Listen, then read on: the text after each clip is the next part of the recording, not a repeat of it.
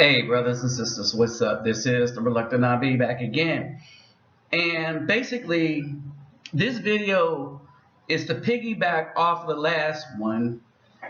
All right, and I want y'all to get a clear understanding as to what the welfare policy was. That was created by Lyndon B. Johnson, who said he literally wanted to give Afro people enough not to make a difference, but to keep us quiet. Period. He said he will have us voting, and he used the N-word. He said, I'll have them N-words voting Democrat for the next 200 years. I want you to contemplate that for a second. And how was he going to do it? He was going to do it by giving us perpetual struggle in the midst of thinking that the struggle he was giving us was a hand up.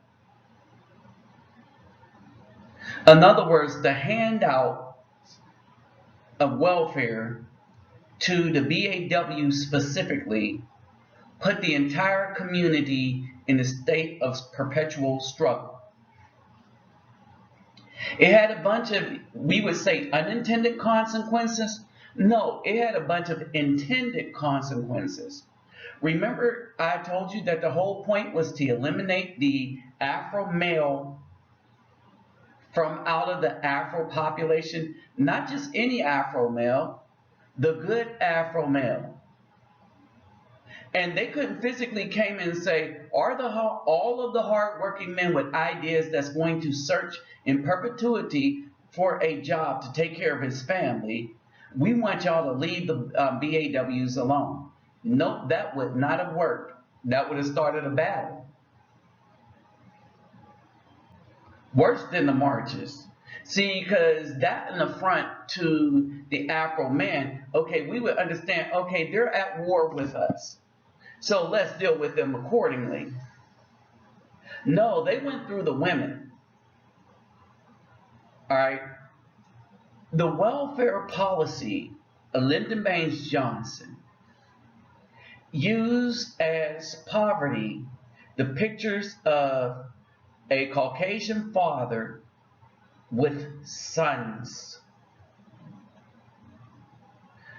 So how is it that it was meant for the Caucasian father with sons, but then it got skewed to be the BAWs with no husband? Now, he had sons. He had this father here had 8 children and a wife.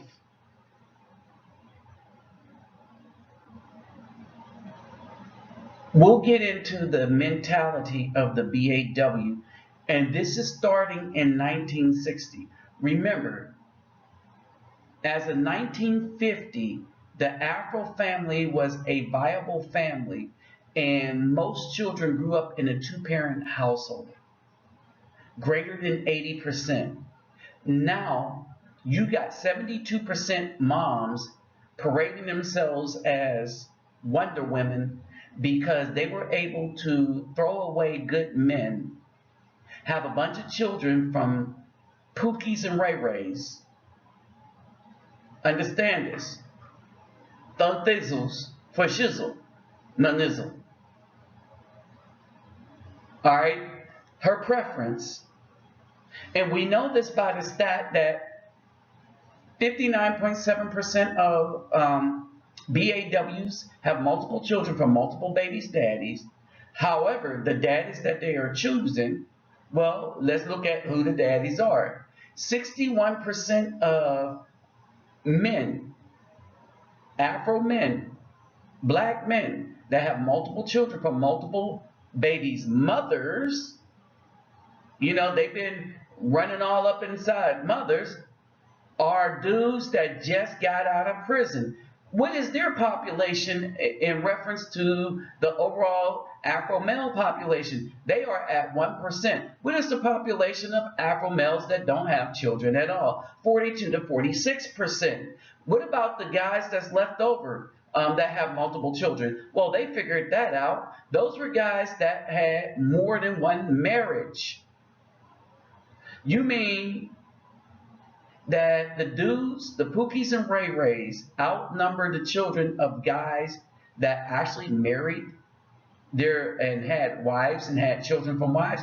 Yes, that's exactly what I'm saying. That these 72% of women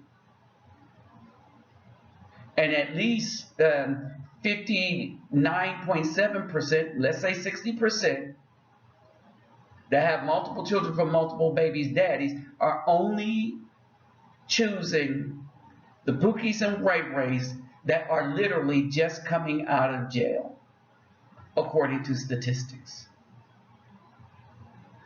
Well, why would they do this?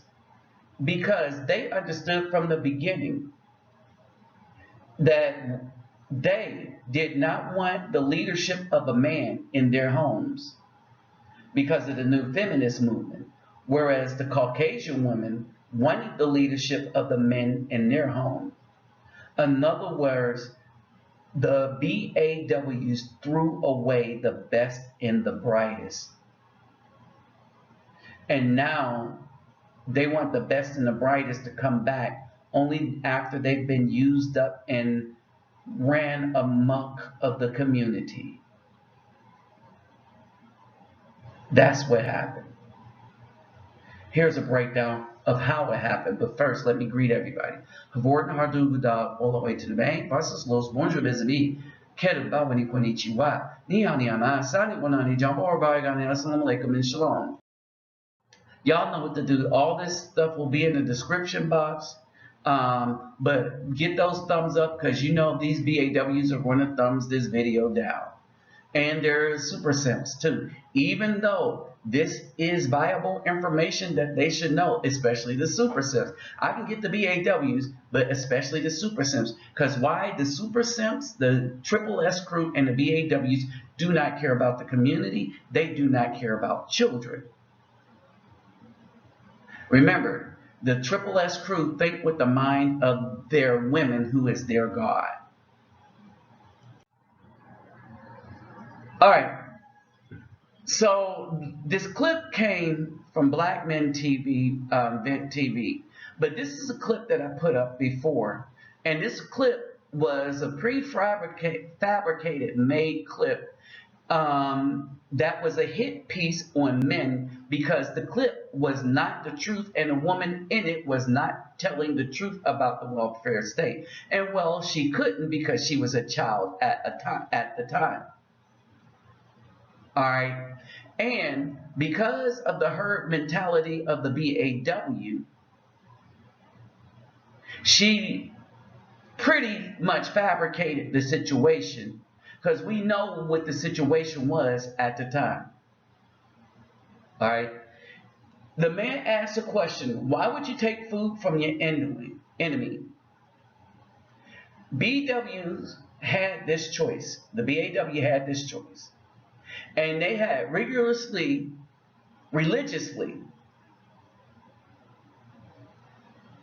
right? They had religiously traded the man in the house for free cheese.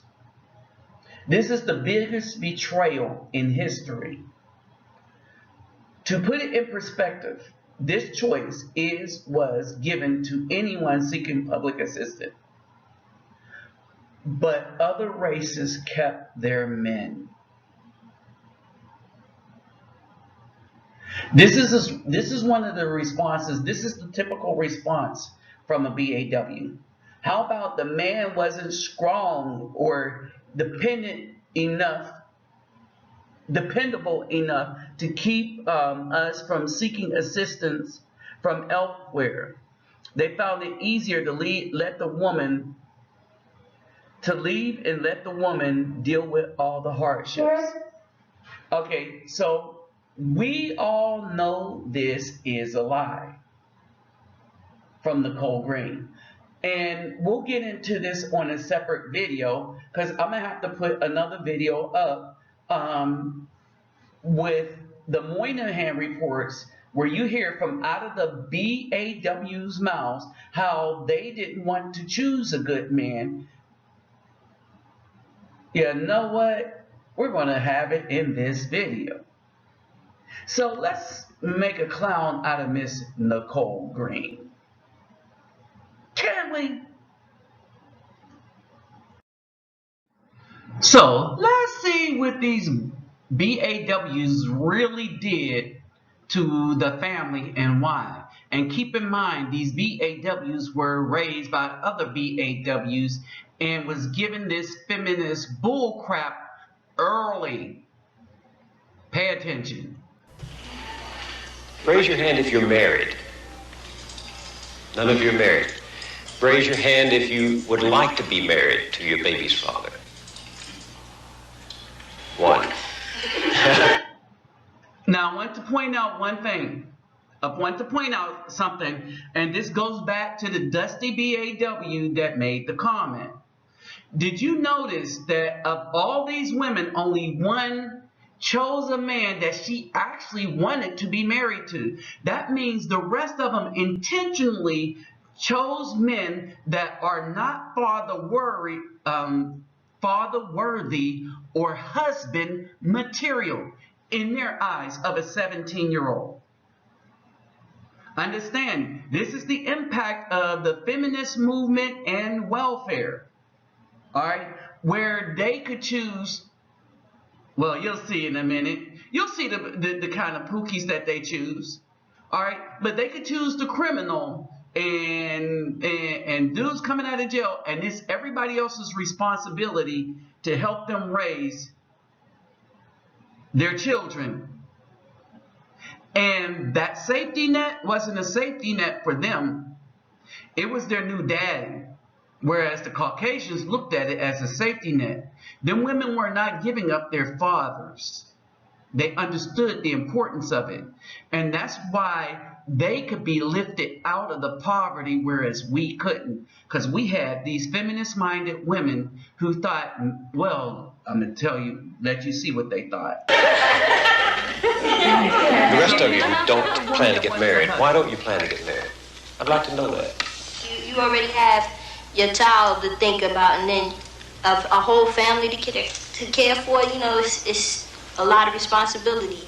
And then you don't want the commitments. I wouldn't want no man holding me down. So a man is holding them down. This is what the mothers taught these teenagers who then had a bunch of other children, because at this time it was 60%. Now it's close to 80% of children growing up. It's 70% of black women, but 80% of the children that are growing up with no fathers in the house in the Afro community behind this mentality. Because I think I can make it as a single parent. But don't you think you might need help in raising that baby from a man? Not really. I didn't have a father. You see how that one girl thought it was crazy? Listen to her. So she's repeating the mistakes of her mom. My father wasn't in the home, so, you know, it really, male figures are not substantially important in the family. Understand this. So the BAWs redefined what families were way back in the late 70s and early 80s. I want y'all to understand that.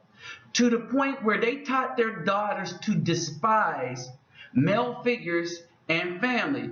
And part of the way they taught their daughters to despise it is by picking pookies and ray-rays way back then. I want y'all to understand this. Raise your hand if you're married. So now that is going to give a new perspective to this clip you're about to see that is produced recently, forgetting that we still have access to the Moynihan report that showed you what black women really thought. So this is contrived crap. the welfare department came to our home.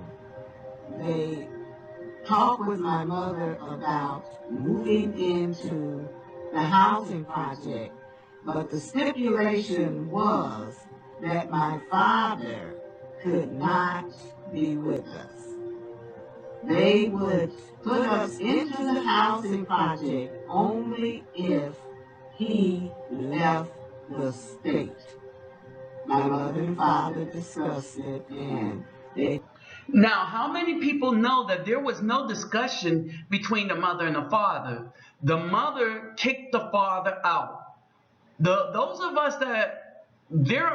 us that are still here that lived through this stuff. The mother either kicked the father out or she took the children and ran from the father, the same way these BAWs are doing now. This woman is fabricating a story to put up this thing as to how it was not really the woman's fault and they were doing what's best for the children. No, that wasn't it. The woman did not want to struggle together with the BAW did not want to struggle together with the Afro man, and so she made sure that she was able to put him out of the house so that she could take the children and move and get some subpar housing and cheese, government cheese.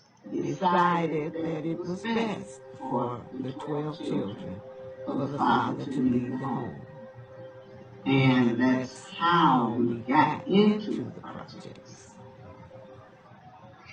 And that is bull. See, they contrived this thing forgetting that we have what the moms really were thinking at the time she was born.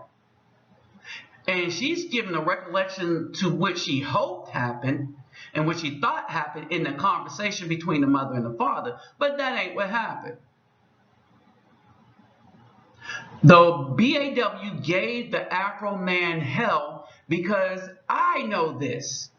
Remember, my mom gave a good man so much hell and took him, dragged him through court so much, and I can't imagine the stuff she was doing to him, but I know it's so wicked because he committed suicide. Jumped in the Monongahela River over what she was doing between him and his children. So I cannot imagine as a child what was really going on in court, but I have an understanding now. My mom divided him from the family. This is the guy that taught me Kung Fu, got me interested in science. Because you know you needed the Kung Fu because you're interested in science in the hood because you're going to have plenty of fights. And I did. Y'all see some of the scars on my head? Those are knife wounds. All right? Always fought barefoot, bare-fisted. And if I wasn't good, I wouldn't be here today. You see what I'm saying? This is the legacy of the BAW. That the guys that were the best for the family, were the best mentors, were the one they treated the most like crap. No, this isn't how it happened. It wasn't a discussion. The woman with the power of the state was able to remove the man from the house so that she can get free benefits for herself, but it ended up being a disaster for her children. Put up street principal, all right, because he also speaks to this crap. He says, F what y'all think, I lived this mess. So just ask me about black man father who was laid off by USX Steel Mill. Just ask me. F a film or documentary, and he's whatever. I experienced that BS firsthand, and it's about black and white, which I'm starting to, I indicated that at the beginning. A white man made up the rules, and a black man had to obey it. If he wanted to better for his family, while he searched for other work that was controlled by the white man's corporation.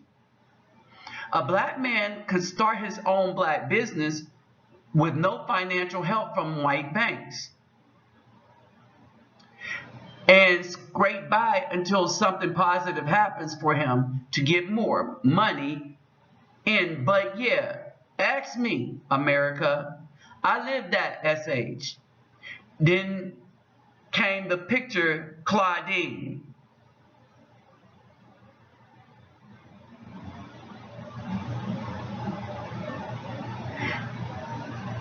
And he says that somebody gets on his nerves trying to justify stupid.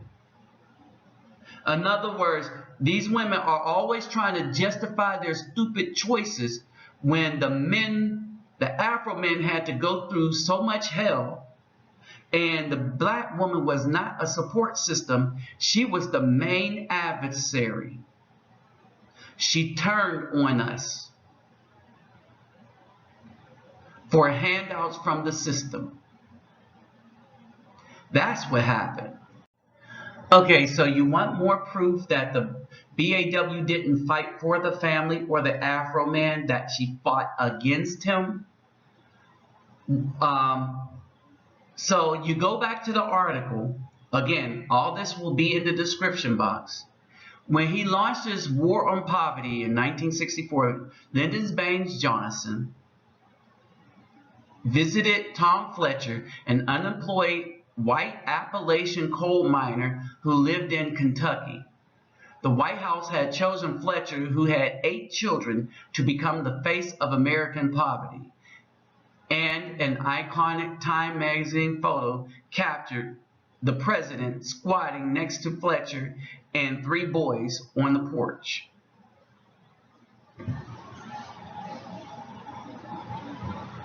So the Caucasian people kept their men in the house. The BAW did everything they could to get rid of the men so that they could get these benefits that benefit them and themselves only, while throwing away the men. Then they taught their daughters to throw away the men, that they didn't need them, by example and verbally. They castigated their sons and threw them out once they got 18 because their benefits stopped. Right? If you really want a good breakdown, I could do it no better than this Moynihan report and this sister that's in the video, and listen to how she said her fight is. It's the same fight that I'm having. I'm not fighting Caucasian people. Most of the time, I'm fighting the Triple S crew, yeah, the simps and the sambles and the sellouts and the BAW, because they will not own up to this wickedness that they did, and they want to keep it pervasive at the risk of destruction of the mentality, the spirituality, and the growth of the children. Because these dudes, these Hotep dudes, do not care.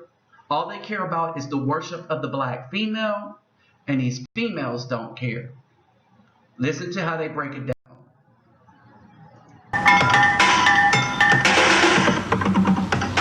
I ain't thinking about holding up fire, no sex, my man. You know, if a girl, Again, a Pookie.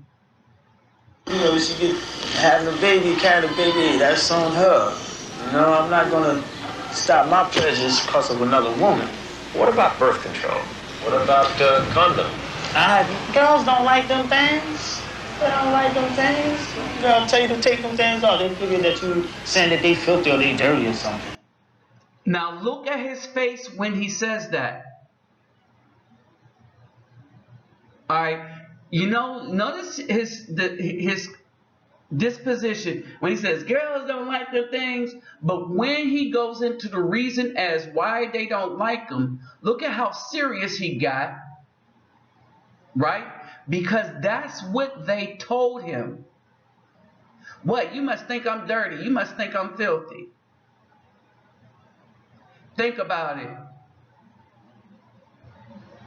And this is a dude with no job, who don't want to be a father, don't care about children. He'll tell you that out of his own mouth.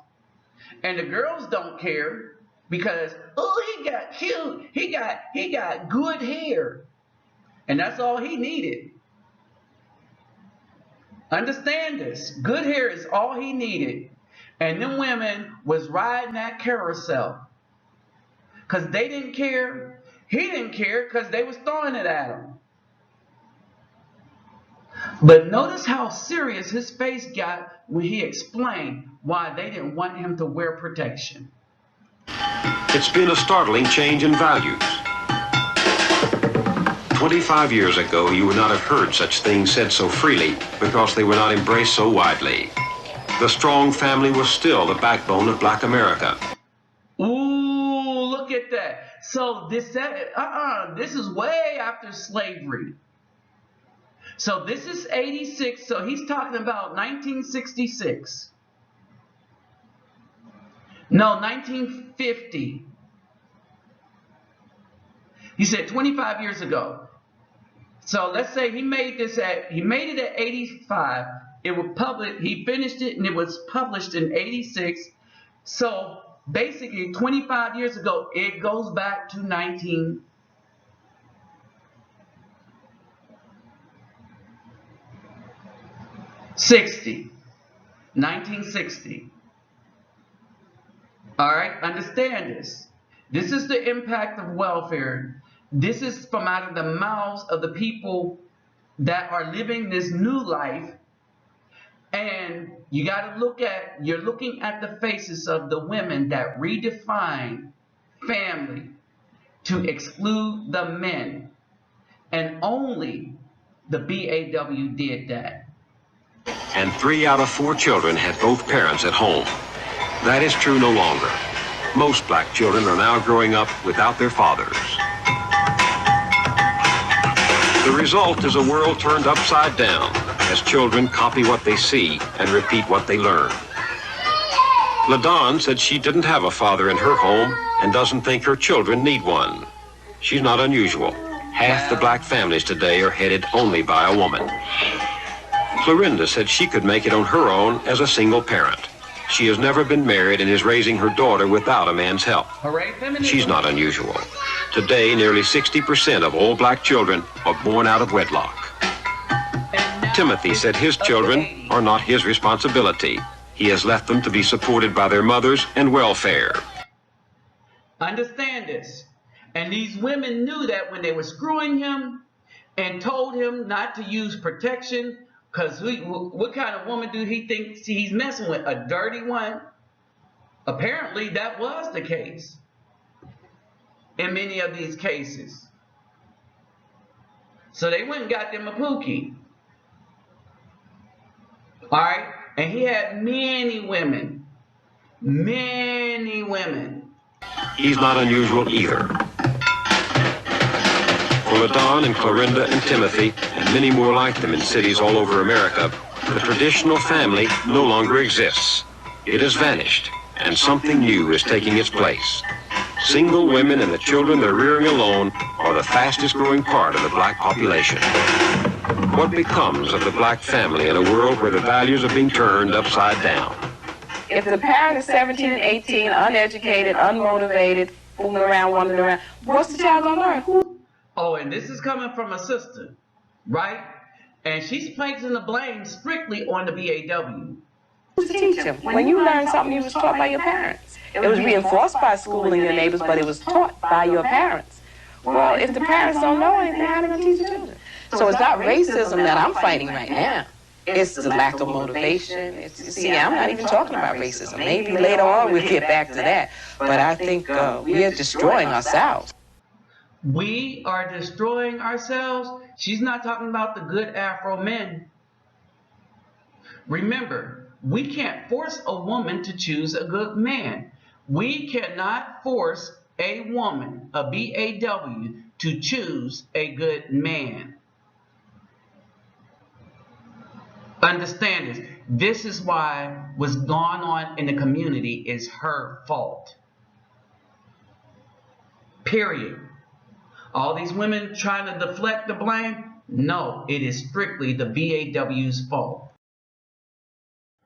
All this time, these women threw away the strongest part of the community and decided to create children with the weakest. Completely the opposite. Now that they're hitting the wall, they're trying to shift the blame again. They're not even coming repentantly. They're trying to shame somebody who has nothing to be ashamed of because we did not produce this mess. They're trying to shame people that didn't have anything to do with producing the mess that they created with Pookies and Ray Rays, to take on the responsibility of the men who mostly are dudes that they let run up in them that came out of the prison system or was going into the prison system. They chose the worst of men to create children with, because they say my safety net is going to be this welfare. And then when the government comes along and say, oh, we've overspent, we're going to cut this away, now they're mad at the government. They're mad at the Afro men because we don't want nothing to do with them because they never had anything to do with us. Understand this. And now they're upset because we had enough. Not our problem. Welcome to the wall. Y'all tell me what y'all think about this in the description box. With that said, I'm out.